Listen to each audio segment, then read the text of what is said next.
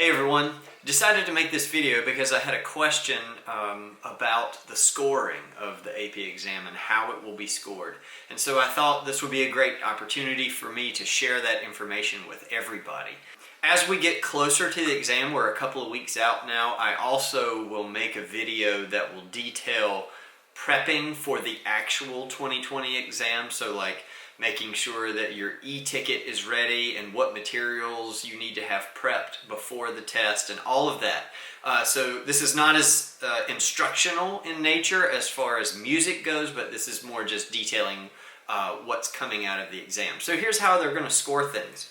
You're going to have, as you know, a couple of sections to do on the free response. You're going to have to part write from a figured bass. You're going to have to part write from a Roman numeral analysis, and you're going to have to sight sing 2 melodies. So let's get into those. First, the realizing of the figured bass. This is going to be worth 25 points total. So just for getting the correct Roman numeral and Arabic numeral chord symbols correct, you will get 7 points total. That's 1 point each, so there's 7 chords total.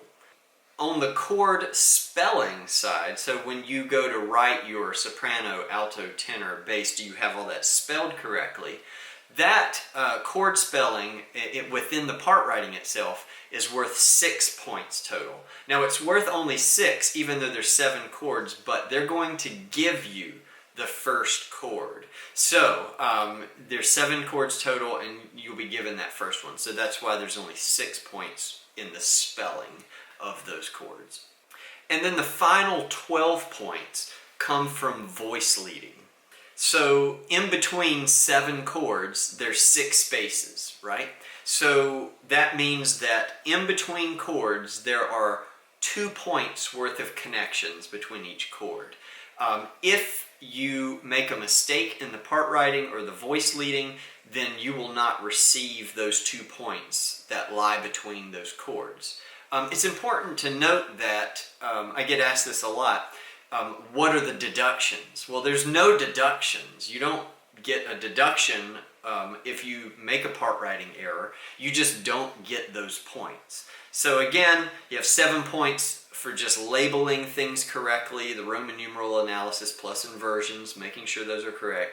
You get points for spelling the chord correctly in all of the voices, and you get points for part writing correctly with no part writing errors in between each chord for a total of 25 points. So on the Roman numeral side, it's a little less because you're given the Roman numerals, you don't have to provide them. So the part writing to Roman numeral is actually only worth 18 points.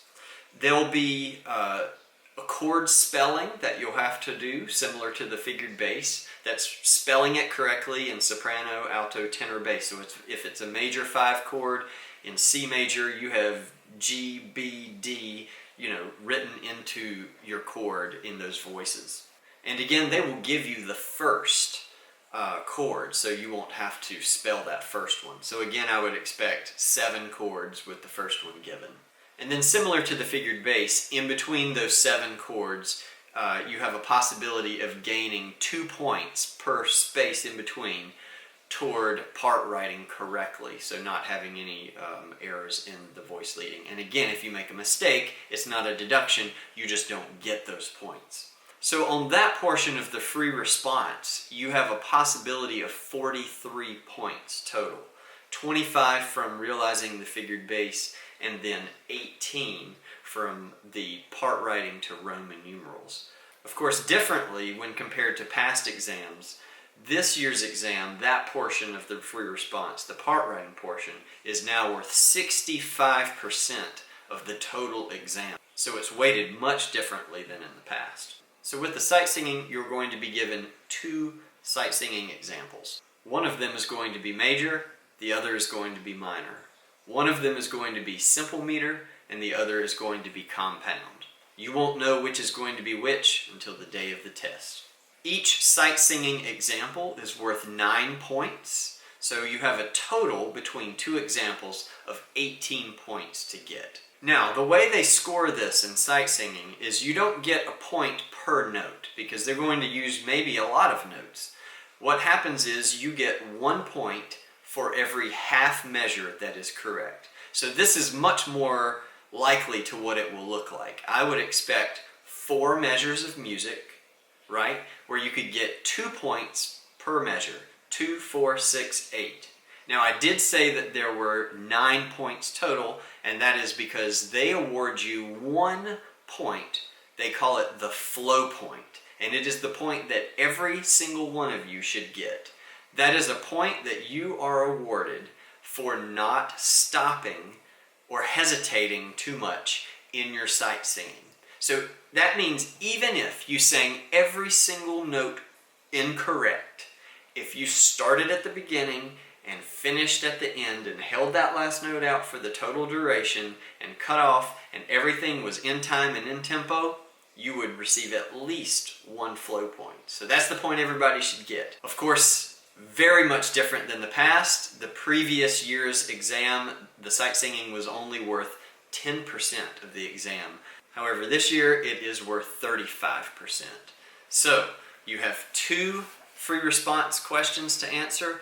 The part writing, which is worth 65%, and the sight singing, which is worth 35%.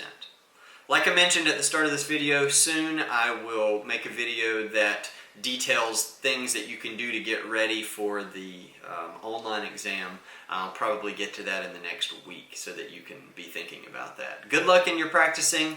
Look for more videos coming from me in the next couple of weeks that will be instructional, and best of luck to everybody. Take care, guys. Bye-bye.